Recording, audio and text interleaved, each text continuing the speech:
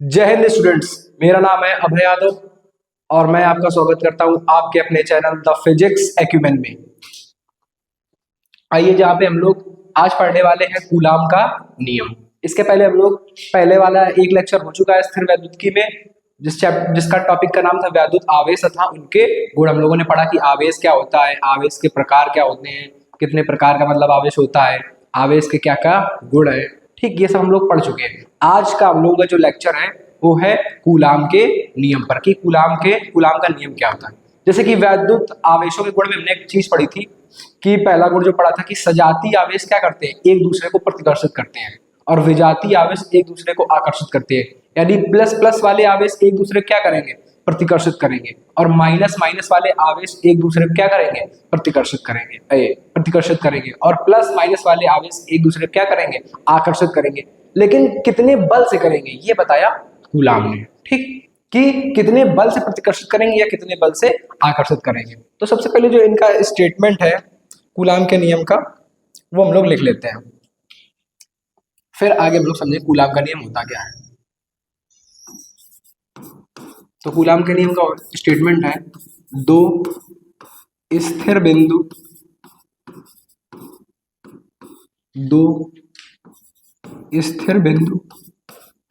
आवेशों के बीच लगने वाला बल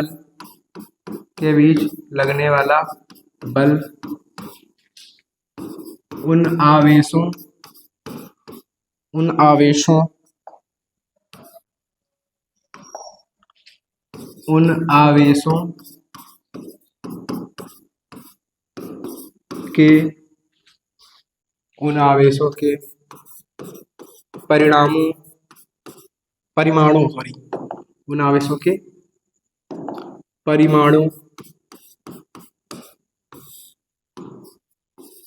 परिमाणों के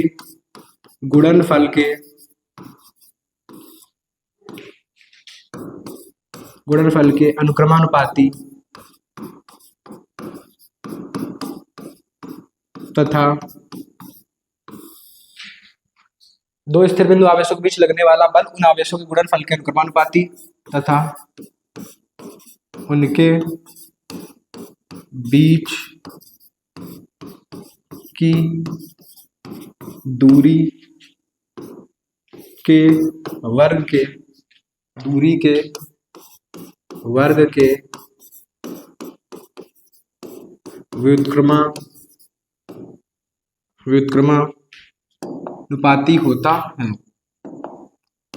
व्युत्क्रमानुपाती होता है। तो कूलाम ने बताया कि दो स्थिर बिंदु आवेशों के बीच लगने वाला बल उन आवेशों के परिमाणों के गुणनफल के अनुक्रमानुपाती तथा उनके बीच की दूरी के वर्ग के व्युत्क्रमानुपाती होता है, तथा उन आवेशों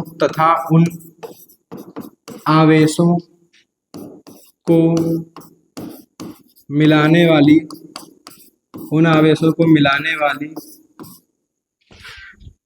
वाली रेखा के अक्ष के अनुदिश लगता है। रेखा के अक्ष के अनुदिश लगता है।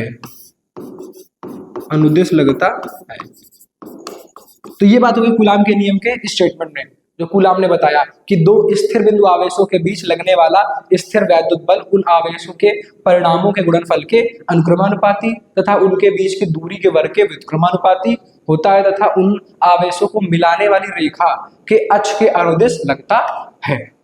ठीक, तो ये होगा इनका स्टेटमेंट। अब आइए आगे वाली स्लाइड में हम लोग समझते हैं कि क्या होता है कूलाम का नियम की क्या बताया। उन्होंने बताया कि भैया अगर दो स्थिर बिंदु आवेश हो, जैसे कि ये आवेश हो Q1 और एक ये आवेश हो Q2, ठीक, दो बिंदु आवेश है, ये आपस में कुछ दूरी पे रखे हैं। दूरी हमने मान ली इसे R, कि ये भैया दोनों आवेश R डिस्टेंस पे रखे हैं। तो कूलाम ने बताया कि भैया जो इनके बीच लगने वाला बल होगा F, वो क्या होगा, इन दोनों के गुणनफल के क्या होगा, अनुक्रमानुपाती। ठीक, दूसरी चीज क्या बताई कि ये जो बल होगा दूसरा इनकी दूरी के वर्ग की क्या होगा, व्युत्क्रमानुपाती, यानी 1/r के क्या होगा, प्रोपोर्शनल टू। ठीक, अगर हम इन दोनों को साथ में लिखें तो फार्मूला क्या बन जाएगा, F proportional Q1 Q2 upon का R स्क्वायर। अब आपको पता है कि जब हम लोग प्रोपोर्शनल हटाते हैं तो क्या आएगा, कोई कांस्टेंट आएगा बराबर का चिन्ह और उसके साथ कोई कांस्टेंट। तो हमने मान लिया यहाँ पे F बराबर कांस्टेंट क्या है K, तो फार्मूला F बराबर क्या हो जाएगा K Q1 Q2 अपॉन का R स्क्वायर। ठीक, बल का ये फार्मूला हो जाएगा, जहाँ पे K क्या हो जाएगा, K हो जाएगा समानुपाती, K हो जाएगा समानुपाती स्थिरांक, K हो जाएगा समानुपाती स्थिरांक। ठीक, अब K की जो वैल्यू होगी यहाँ पे, K का मान होता है 1/4 पाई एप्सिलॉन। ठीक, तो जो कूलाम के नियम का फार्मूला निकल गया है F बराबर K Q1 Q2 अपॉन का R स्क्वायर, जहाँ पे K क्या होगा, समानुपाती स्थिरांक। अब जो K की वैल्यू है वो है, K की वैल्यू है 1/4 पाई एप्सिलॉन, जहाँ पे 4 और पाई के बारे में जानते हैं। एप्सिलॉन क्या है, यहाँ है एप्सिलॉन है यहाँ पे माध्यम की वैद्युतशीलता, माध्यम की वैद्युतशीलता। तो अभी तक देखिए इस फार्मूले में हम लोग आवेशों के बारे में जानते हैं। ठीक, और यहाँ पे R क्या है, इनके बीच की दूरी। तो बात करनी है हम लोगों को K की। K क्या है, समानुपाती स्थिरांक, और समानुपाती स्थिरांक में ये जो K किस पर डिपेंड करेगा, एप्सिलॉन पे। ठीक, K किस पर डिपेंड कर रहा है, एप्सिलॉन पे। यानी यहाँ पे एप्सिलॉन इनवर्सली प्रोपोर्शनल होगा किसके, बल के। ठीक, कि यहाँ पे जिस माध्यम की वैद्युतशीलता क्या होगी, जितनी ज्यादा होगी तो उस माध्यम के लिए बल का मान क्या होगा, उतना कम। अब आइए देखिए वैद्युतशीलता होती क्या है, कि जैसे कि दो बिंदु आवेश रखे हैं, ठीक, तो इनके बीच कितना बल लगेगा, ठीक, उसकी परमिशन या उसको परमिट कौन करेगा, उसको परमिट करेगी वैद्युतशीलता। इसको इंग्लिश में बोलते हैं परमिटिविटी ऑफ मीडियम। ठीक, माध्यम की वैद्युतशीलता को इंग्लिश में क्या बोलेंगे, परमिटिविटी ऑफ मीडियम। ठीक, परमिटिविटी। अब इसका काम क्या होता है, इसका काम होता है कि दो आवेशों के बीच ये कितने बल को लगने देगा। क्योंकि देखिए अलग अलग माध्यमों में बल क्या होता है, अलग अलग। जैसे आप यहाँ पे बैठे हैं मान लीजिए वायु निर्वात में, तब जैसे आप कोई किसी के एक झापड़ मारता है जैसे, ठीक, तब बल अलग होगा। अब जैसे अगर वही व्यक्ति दोनों जल में हो और जल में झापड़ मारे, तब क्या होगा, तब बल क्या लगेगा, कम।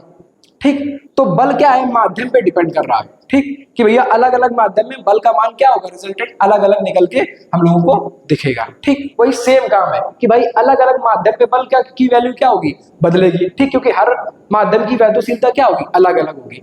ठीक, तो यहाँ पे हर चीज की हर जगह बल की वैल्यू क्या होगी, बदलेगी। यानी बल की वैल्यू एक किस पे डिपेंड करेगी, माध्यम पे। कि भैया जो K है वो किस पे डिपेंड करता है, माध्यम पे। K दो चीजों पर डिपेंड करता है, एक तो डिपेंड करेगा माध्यम पे, ठीक, और दूसरा डिपेंड करेगा मात्रकों की पद्धति पे, मात्रकों की पद्धति पे। ठीक, तो K डिपेंड करेगा यहाँ पे दो चीजों पे। ठीक, अब सबसे पहले हम लोग जानेंगे कि माध्यम पे किस प्रकार डिपेंड करता है। तो आगे आते हैं अगली स्लाइड पे, माध्यम पे किस प्रकार डिपेंड करता है। तो आपने नाम सुना होगा टर्म आपेक्षिक वैद्युतशीलता। आपेक्षिक वैद्युतशीलता क्या होती है, आपेक्षिक वैद्युतशीलता माध्यम में वैद्युतशीलता और निर्वात में वैद्युतशीलता का क्या होता है, अनुपात। ठीक, जो सबसे कम वैद्युतशीलता होती है वो होती है निर्वात की वैद्युतशीलता। निर्वात की वैद्युतशीलता सबसे कम वैल्यू है वैद्युतशीलता की, इससे कम वैद्युतशीलता की वैल्यू कोई नहीं है। इसके बाद सभी माध्यमों की वैद्युतशीलता की जो वैल्यू होगी वो क्या होती है, निर्वात से ज्यादा होती है।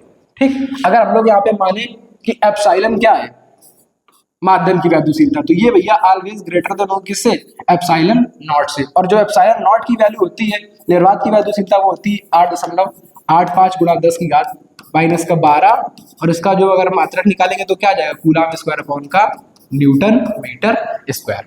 ठीक, ये होगी निर्वात की वैद्युतशीलता की वैल्यू, कि निर्वात और वायु निर्वात में दो आवेशों के बीच कितना बल लगेगा। ठीक, उसकी वैल्यू होती है ये।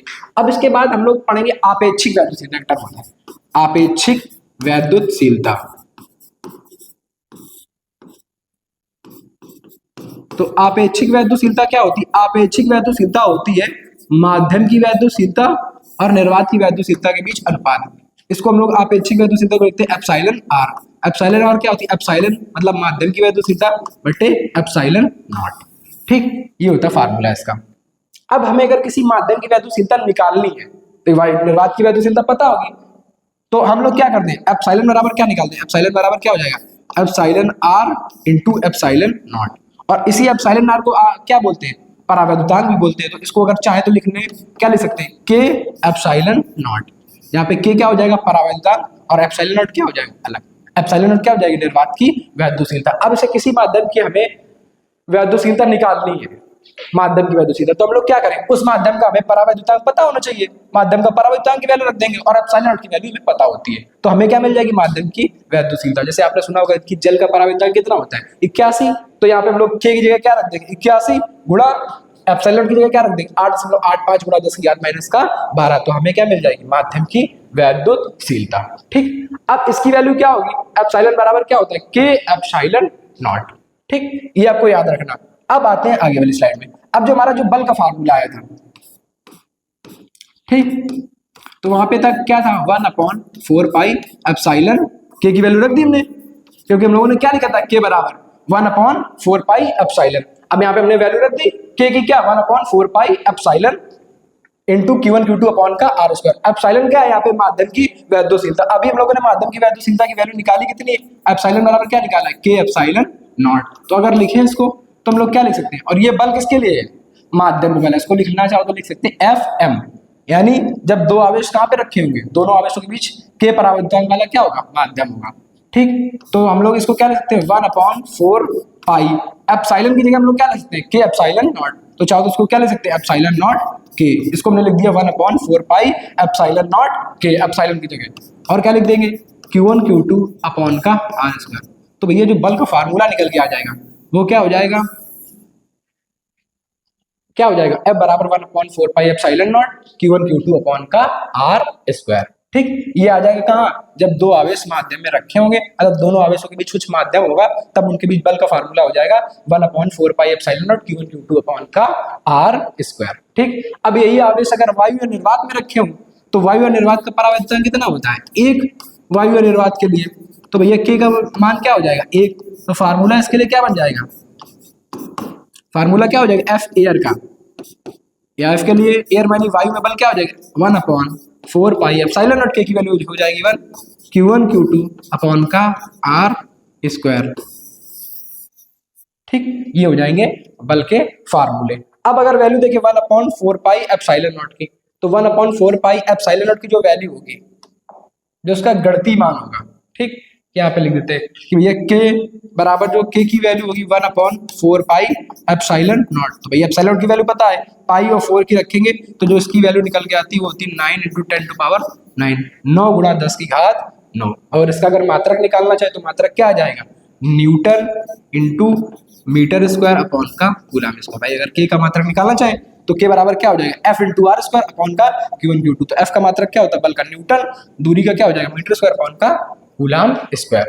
ठीक, तो ये बात हो जाएगी बल के फार्मूले की। ठीक, यहाँ पे हो गई के की वैल्यू। अब आते हैं अगली स्लाइड पे, तो ये हो जाएंगे बल के फार्मूले। अब इसको अगर मान लें हम लोग समीकरण 1, ठीक, और इसको मान लें समीकरण 2। अब इन दोनों को क्या करते हैं, भाग, समीकरण 1 में भाग करते हैं 2 का, समीकरण 1 में। तो आपको पता होगा भाग कैसे किया जाता है, LHS में LHS का भाग कर देंगे, RHS में RHS का भाग कर देंगे। ठीक, तो आइए इधर लिखते हैं FM इक्वल है क्या, 1/4 पाई एप्सिलॉन नॉट के Q1 Q2 अपॉन का R स्क्वायर, और यहाँ पे क्या है F, और यहाँ पे है 1/4 pi epsilon not Q1 Q2 upon का R स्क्वायर। अब देखिए 1/4 पाई एप्सिलॉन से 4 पाई एप्सिलॉन कट जाएगा, Q1 Q2 upon R square से Q1 Q2 upon R square cut जाएगा, बचेगा क्या, FM अपॉन F बराबर क्या बचेगा, 1 अपॉन का K। ठीक, तो यहाँ अगर FM की वैल्यू निकाले माध्यम में बल की तो क्या हो जाएगा, F चला जाएगा इधर, तो F माध्यम में बल क्या हो जाएगा, F अपॉन का K। ठीक, अब इसी में एक डायरेक्ट क्वेश्चन बना कि पहले दो बिंदु आवेश वायु में रखे हैं, ठीक, मान लिया उनके बीच बल कितना लग रहा है, 10 न्यूटन का। फिर उसके बाद हमने किसी ने के परावैद्युतांक वाले माध्यम में रख दिया और उस माध्यम में परावैद्युतांक की वैल्यू है मान लो 5, तो अब बल कितना होगा।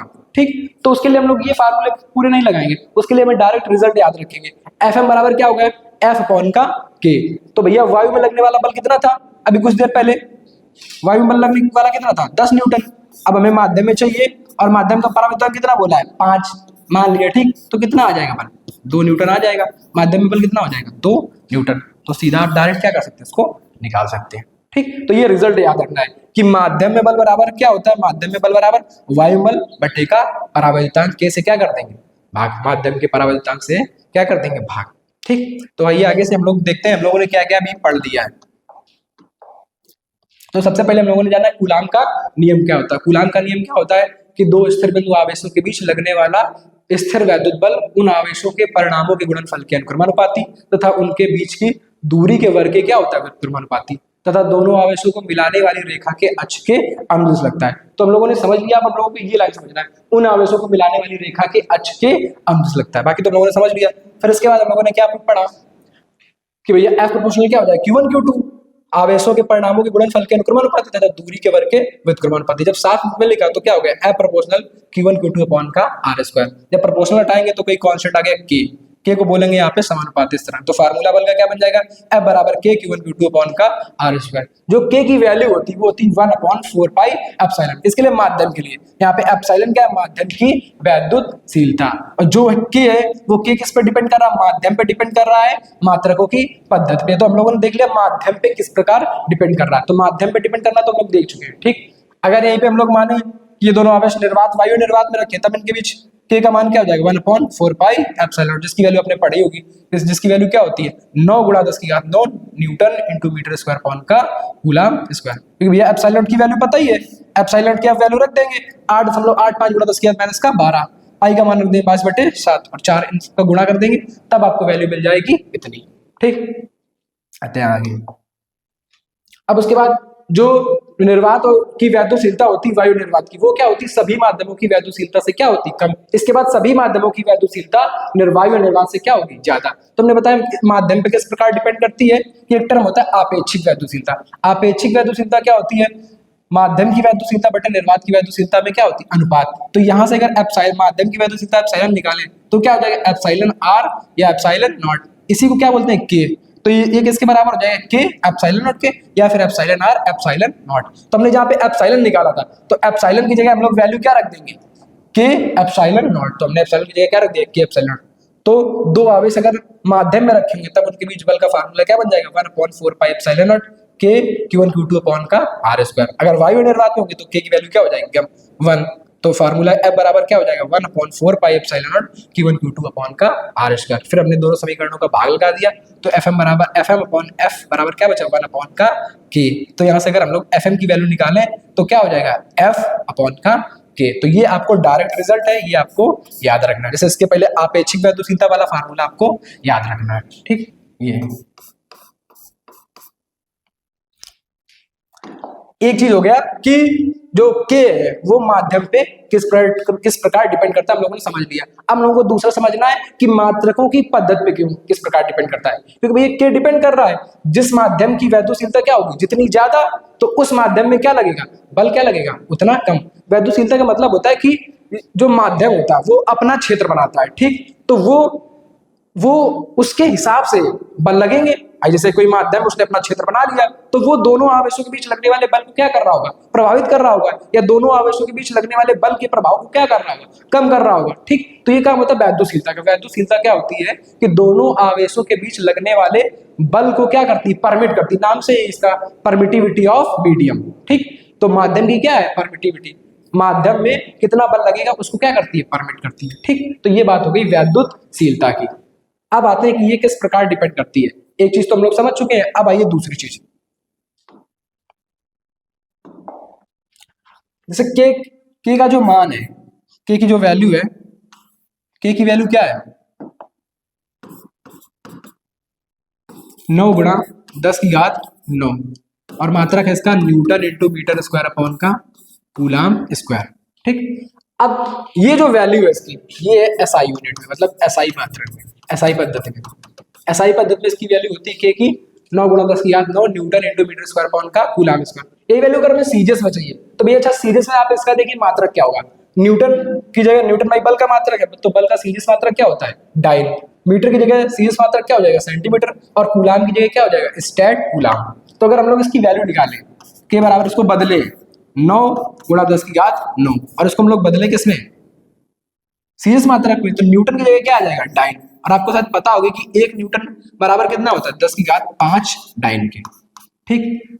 अब मीटर को बदलेंगे सेंटीमीटर में, तो मीटर की जगह क्या हो जाएगा सेंटीमीटर स्क्वायर, लेकिन एक मीटर में क्या होता है 100 सेंटीमीटर, यानी एक मीटर बराबर क्या होगा 10 की पावर 2 सेंटीमीटर। तो सेंटीमीटर स्क्वायर करना है तो क्या हो जाएगा 10 की घात 4, ठीक, अपॉन एक कूलाम को बदलना है किसमें, क्योंकि सीजीएस मात्रक आवेश का सीजीएस मात्रक क्या होता है स्टैट कूलाम, तो एक कूलाम बराबर क्या होगा, एक स्टैट कूलाम की वैल्यू होती है 3 गुणा 10 की घात 3 गुणा 10 की घात 9 कूलाम, ठीक।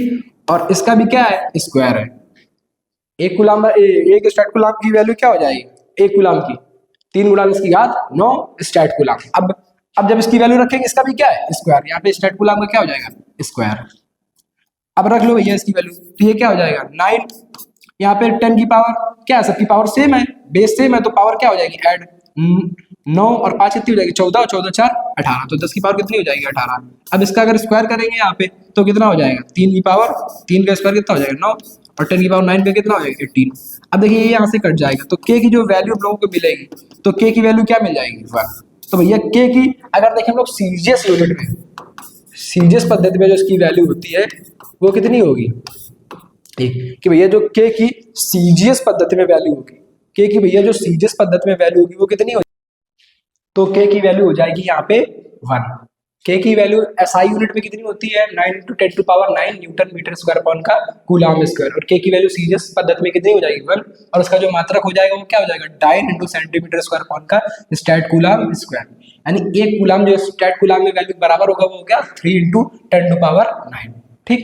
तो के भैया दो चीजों पे डिपेंड कर रहा है, एक माध्यम पे, तो माध्यम पे हम लोगों ने समझ लिया कैसे डिपेंड कर रहा है, और एक दूसरा मात्रकों की पद्धति पे कि भैया के का मान एक तो माध्यम के बदलने पे क्या हो जाएगा बदल जाएगा, और दूसरा मात्रकों की पद्धति के बदलने पे क्या हो जाएगा बदल जाएगा, ठीक।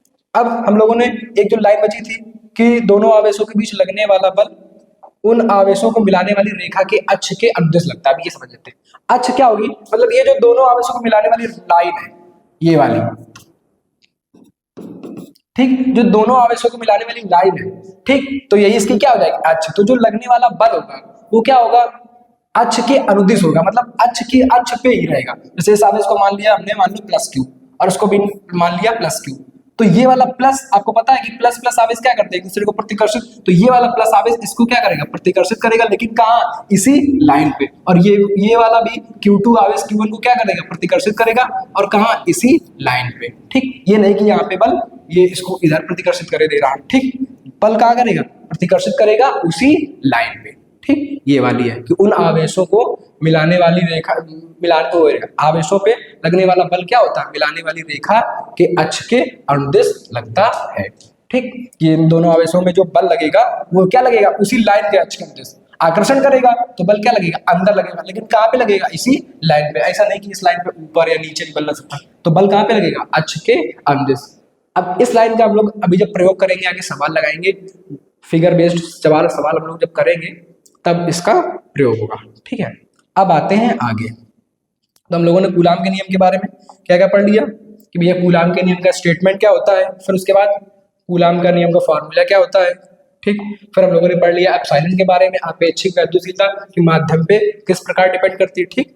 अब माध्यम की वैद्युशीलता निकालनी होगी तो हम लोग क्या करेंगे उस माध्यम का परावैद्युतांक रख देंगे और एप्सिलॉन नॉट की वैल्यू हम लोगों को पता है। अब अगर यहाँ पे इसकी डायमेंशन देख ले, ठीक, एप्सिलॉन नॉट की, तो भैया डायमेंशन के लिए क्या विमी सूत्र, इसका अगर विमी सूत्र देखें भैया विमी सूत्र क्या होगा इसी से निकाल लीजिए, कूलाम स्क्वायर अपॉन का न्यूटन मीटर स्क्वायर, कूलाम किसका मात्रक है आवेश का, तो आवेश की जो विमा होती है वो क्या होती है क्यू बराबर फार्मूला होता है आई टी, वैद्युत धारा की ए और समय की होती है टी, तो इसकी विमा क्या हो जाएगी ए टी, और यहाँ पे क्या स्क्वायर, तो यहाँ पे स्क्वायर कर दोगे तो ए की पावर 2 और टी की पावर 2, न्यूटन बल की क्या होती है एम एल टी माइनस का 2, ठीक, इंटू मीटर स्क्वायर, लेंथ है लंबाई दूरी की क्या होती है एल। अब इनको अगर साथ में लिखो तो भैया एम कहाँ चला जाएगा ऊपर, तो एम हो जाएगा माइनस का 1, उसके बाद एल यहाँ पे कितना 1 और यहाँ पे 2, तो एल की पावर कितनी हो जाएगी 3, ऊपर जाएगा तो क्या हो जाएगा माइनस का 3, और यहाँ पे t माइनस 2 है तो ऊपर जाएगा +2, और 1 + 2 पहले से तो क्या हो जाएगा t4, और a2 क्या है पहले से, तो जो इसकी एप्सिलॉन की विमा आ जाएगी, विमी सूत्र आ जाएगा वो कितना आ जाएगा m - 1 l - का 3 t4 a2, ठीक। ये आ जाएगी इसकी विमा। ठीक, फिर ये बल के सूत्र पढ़ चुके हैं कि माध्यम में लगने वाला बल का फार्मूला क्या होगा, 1/4 एप्सिलॉन नॉट के Q1 Q2 अपॉन का R स्क्वायर, और F बराबर फार्मूला होगा 1/4 epsilon not Q1 Q2 upon R square. ये कहाँ पे है कि जब दो आवेश कहाँ पे रखे होंगे, वायु में रखे होंगे, मतलब दोनों आवेशों के बीच माध्यम क्या होना चाहिए, वायु।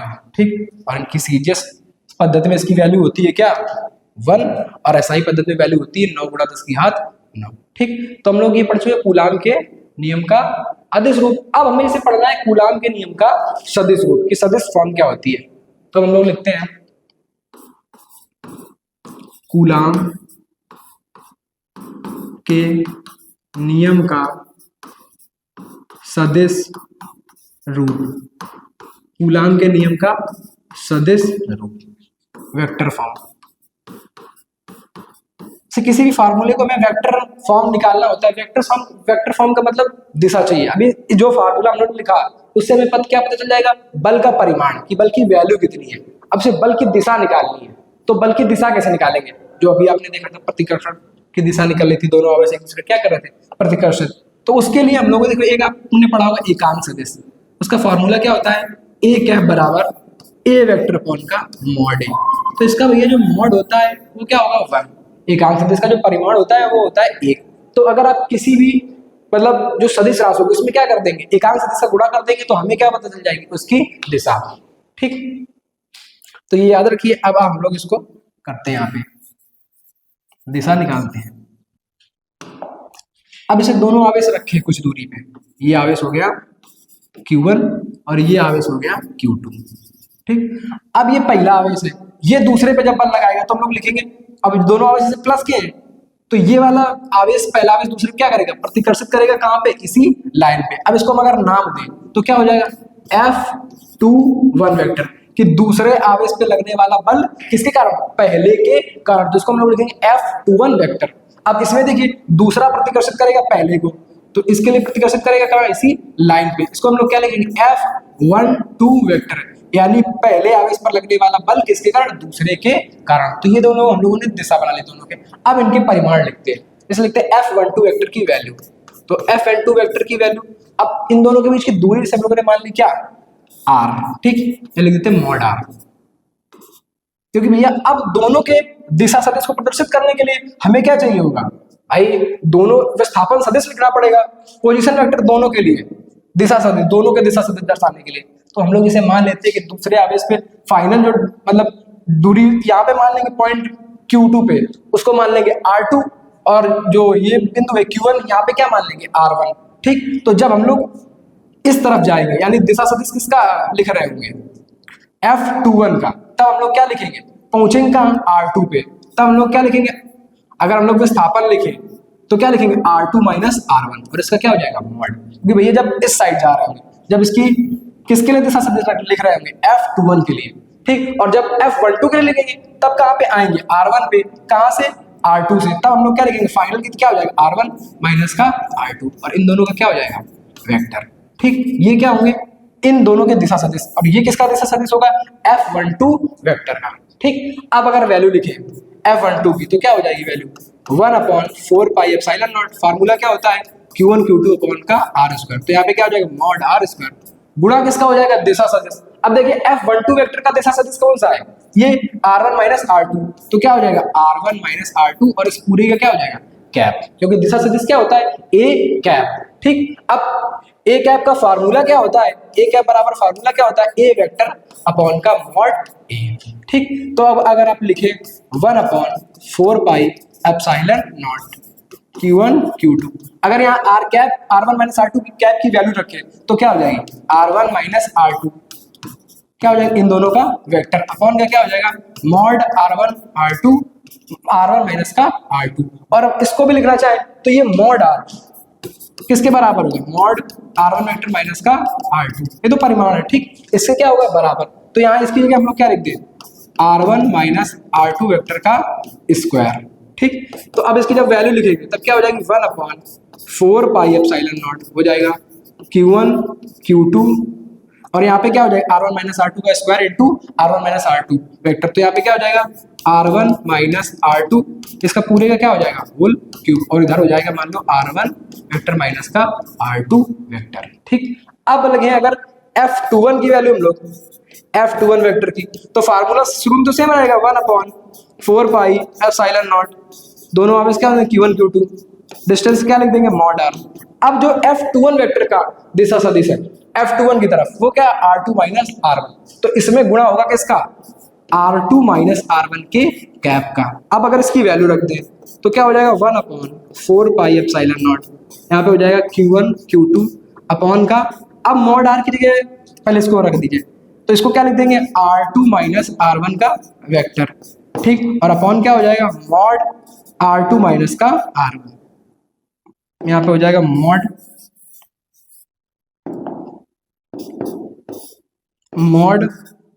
R2 minus R1 vector. ठीक, अब तो मॉड r अब की बार मॉड r किसके बराबर हो जाएगा R2 माइनस का R1 वेक्टर, यानी ये तीनों चीजें परिमाण में तो तीनों क्या है आपस में बराबर, mod r R1 minus R2 minus R1 vector, ये परिमाण में क्या है तीनों चीज बराबर है, केवल क्या एक बार ये इसके दिशा सदिश को दर्शा रहा F21 के, और ये वाला F12 के दिशा सदिश को दर्शा रहा। ठीक, तो अब यहाँ पे क्या ले सकते हैं R2 माइनस का R1 वेक्टर, और यहाँ पे इसका क्या था मॉड r का स्क्वायर, तो भैया इस पे क्या हो जाएगा स्क्वायर। ठीक, अब अगर इसको स्क्वायर को लिखे,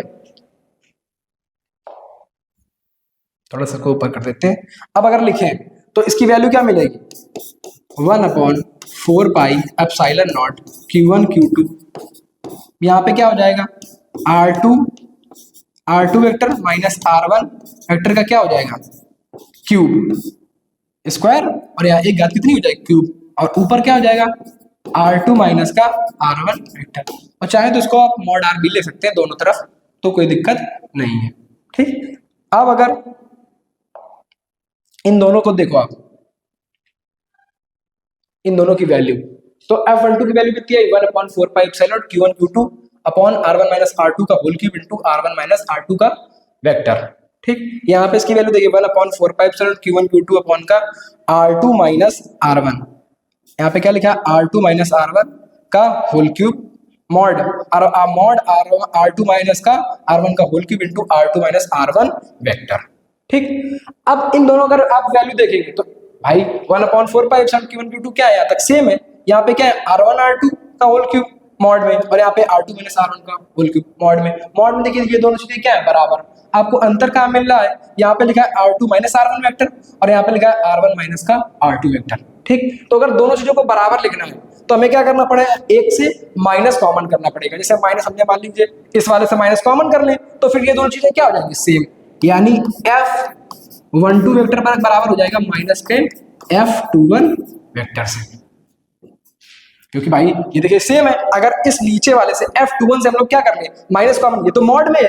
ठीक, तो इसकी वैल्यू तो मॉड ठीक है परिमाण एक संख्या आएगी, ये तो प्लस में मिलने वाली है दोनों में दूरी। ठीक, यहाँ पे क्या है हो जाएगा ये वेक्टर है। ठीक, तो अगर इस नीचे वाले से हम लोग क्या कॉमन कर ले माइनस, तो जैसे माइनस कॉमन करोगे तो ये हो जाएगा R1 माइनस का R2 वेक्टर, और अब दोनों क्या हो जाएंगे सेम, तो यानी F12 वेक्टर बराबर होगा माइनस का F21। अगर दोनों का मॉड लिखें तो मॉड ऑफ F12 बराबर होगा मॉड ऑफ F21 के। ठीक, यानी दोनों बल क्या होंगे परिमाण में बराबर होंगे, दिशा में विपरीत। ठीक, कि Q1 भी Q2 पे उतना ही बल लगाएगा, जैसे Q1 Q2 को 5 न्यूटन से प्रतिकर्षित कर रहा है तो Q2 भी Q1 को कितने 5 न्यूटन से क्या करेगा प्रतिकर्षित करेगा, बस दोनों की दिशाएं क्या होगी विपरीत। ठीक, दोनों बलों की दिशाएं क्या है विपरीत है बस, और दोनों के परिमाण क्या है बराबर। तो कूलाम के सदिश नियम से हमें क्या पता चलता है कि दोनों बल परिमाण में बराबर है और दिशा में क्या है विपरीत, दोनों के परिमाण क्या होंगे बराबर, और माइनस साइन यहाँ पे क्या शो कर रहा है कि भैया दोनों की दिशाएं क्या है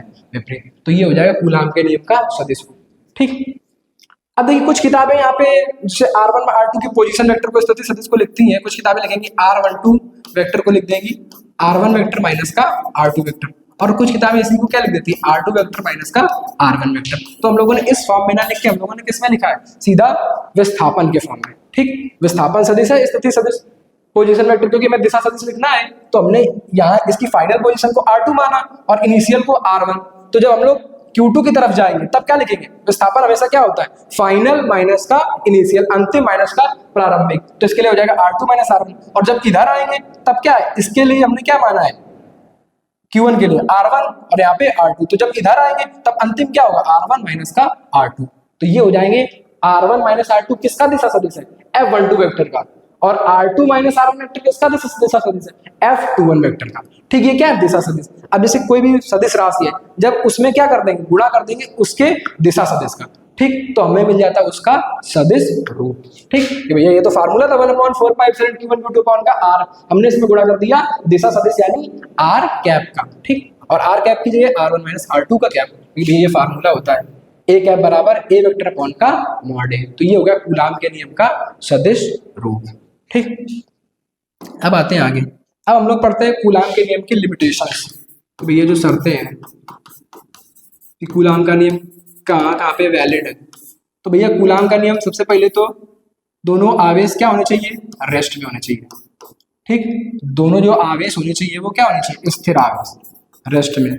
लिखा भी था हम लोगों ने सबसे पहले वहां पे क्या लिखा था कि आवेश कैसे होने चाहिए? स्थिर। दूसरा होने चाहिए पॉइंट चार्ज, बिंदु आवेश। बिंदु आवेश का मतलब यहाँ पे सिर्फ इतना होता है कि हम लोग जो आवेश लेंगे तो आवेश को उसके पृष्ठ पर वितरित नहीं मानेंगे।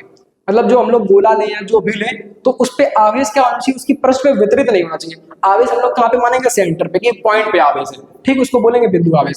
बाकी आप जैसे दो बिंदु आवेश या तो बिंदु आवेश का मतलब क्या होता है कि ऐसा सर्कल जिसकी रेडियस क्या हो 0.4, बहुत छोटे से चार्ज लें। ठीक, या फिर दो बड़े चार्ज भी हम लोग ले सकते हैं, लेकिन दो बड़े चार्ज में क्या होगा कि जब दो बड़े गोले लेंगे तो हम लोगों को क्या उनको काफी दूर रखना पड़ेगा। कि भैया जैसे दो गोले बहुत दूर दूर रख देंगे तो हम लोग जैसे आप मान लो एक गोला यहाँ पे रखा और दूसरा रख दिया 2 किलोमीटर दूर, अगर आपको 2 किलोमीटर दूर तक दिखाई पड़ रहा है तो वो गोला क्या दिखाई पड़ेगा? छोटा, एक पॉइंट चार्ज पॉइंट के समान बहुत छोटा दिखाई पड़ेगा। या तो ये कर सकते हैं, और या फिर हम लोग दोनों जो गोले लेंगे वो क्या लेंगे? पॉइंट चार्ज, एक बहुत छोटा मिलीमीटर ठीक गोला जिसकी रेडियस क्या हो 0। तो दोनों भैया जो आवेश होने चाहिए वो क्या होने चाहिए? स्थिर होने चाहिए और पॉइंट चार्ज होने चाहिए। उसके लिए हम लोग कूलाम का नियम लगा लेंगे। कूलाम का नियम क्या वो छोटी दूरियों के लिए भी क्या है? वैलिड है, कि हम लोग नाभिकीय दूरियों के लिए भी लगा सकते हैं। जैसे आपने इसमें क्वेश्चन बनता है, हम लोग आगे वाले इसके नेक्स्ट वीडियो में पढ़ेंगे। जैसे प्रोटॉन के बीच लगने वाला बल, वैद्युत बल का मान कितना होता है, प्रोटॉन न्यूट्रॉन के बीच लगने वाले वैद्युत बल का मान कितना होता है। तो हम लोग ये सब आगे वाले लेक्चर में पढ़ेंगे। ठीक, तो आज हम लोगों ने क्या क्या देख लिया, एक बार और देख लेते हैं। हम लोगों ने पढ़ा आज कूलाम का नियम क्या होता है, ठीक, फिर कूलाम के नियम का सदिश रूप और फिर कूलाम के नियम की शर्तें। अब क्या है कि हम लोग अगले लेक्चर में क्या पढ़ेंगे? अगले लेक्चर में पढ़ेंगे बलों के अध्यारोपण का सिद्धांत। हम लोग अगले लेक्चर में पढ़ेंगे बलों के अध्यारोपण का सिद्धांत और उससे बनने वाले फिगर, जो फिगर बेस्ड क्या है न्यूमेरिकल्स। तो हम लोग अगले लेक्चर में क्या करेंगे? कूलाम के नियम पे जो बेस्ड सवाल है वो हम लोग पिछले वर्षों में जो पूछे गए सवाल है तो हम लोग लेंगे 2023 में जो पिछले वर्षों में जो भी सवाल इस चैप्टर से बने हैं तो हम लोग वो सवाल लेंगे और करेंगे। तब तक के लिए आज के लिए धन्यवाद।